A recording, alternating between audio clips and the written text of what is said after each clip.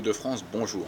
En ce lundi 16 décembre 2019, à l'aube d'une grande grève et d'une grande manifestation demain, je vous demande de réfléchir. Ouvrez les yeux.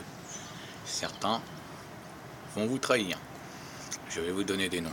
Monsieur Martinez, qui pense, lui, qu'à son réélection intersyndicale en février ou mars.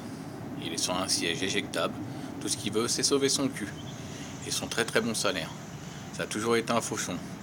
En 2017, avant la campagne électorale, il soutenait à voter Macron, dès le premier tour. Demandez-vous pourquoi.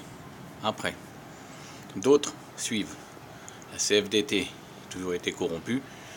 Moi, j'ai toujours dit, je ne suis pas gilet jaune, je fais partie du peuple en colère. Et le peuple en colère commence à se réveiller. 40 ans qu'on ne prend pas des cons et ça continue. À un moment, ouvrez les yeux, ou alors, laissez-vous mettez à genoux et acceptez ce que le gouvernement propose. Et laissez-vous faire. C'est pour vos enfants qui vont pâtir. C'est pas vous, après, vous allez mourir. Mais vos descendants, c'est pas grave. Après, j'entends tout et n'importe quoi. J'entends des gens qui disent, ouais, l'immigration, ceci, cela. Mais si vous faisiez des enfants, il n'y aura pas besoin d'étrangers, comme vous dites, à pleurer sans arrêt. Il n'y a qu'une personne qui peut régler les choses en France. Aux prochaines élections en 2022, c'est pas Marine Le Pen, ne croyez pas. C'est monsieur François Asselineau. C'est le seul qui a du bon sens. Le seul qui peut faire sortir la France de l'Europe. Le seul qui peut nous enlever de cette merde. Car on sera plus sous gouvernance européenne. Et enfin, le président pourra dicter ce qu'il veut.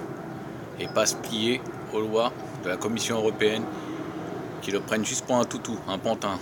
Alors, moi ce que je vous propose, c'est soit on rentre vraiment dans une vraie révolution et on dégage Macron carrément, et le samedi, le mieux pour tout le monde, c'est de manifester. Mais il faut arrêter de se promener dans les rues et déclarer les manifestations. Il faut s'en prendre aux choses de l'État. Il faut s'en prendre aux institutions. C'est ça qui fera dénouer la situation. C'est pas en marchant dans la rue, ou en manifestant avec les syndicats, comme demain, avec des ballons gonflés ou des merguez. C'est fini ça. Maintenant, le gouvernement ne tremble que quand le pays se révolte, quand il y a de la casse, quand ça chauffe, et commence à avoir peur. Alors, vous voulez que les choses changent ou vous voulez pas? Parce que dites-vous bien, la retraite à 64 ans, c'est qu'un début. Il faut s'aligner sur le reste de l'Europe. C'est 67-69 ans. Vous imaginez quelqu'un qui travaille sur les chantiers à 69 ans en train de faire du marteau-piqueur? On lui donne un an de retraite, après il crève. Il n'y a que les bureaucrates qui peuvent aller jusqu'à 69-70 ans. C'est pas fatigant leur métier. Devant un ordinateur comme ça, on va se promener toute la journée, dans des bureaux, boire des cafés et regarder l'ordi. C'est pas fatigant, ça, ils peuvent y aller jusqu'à 70 ans.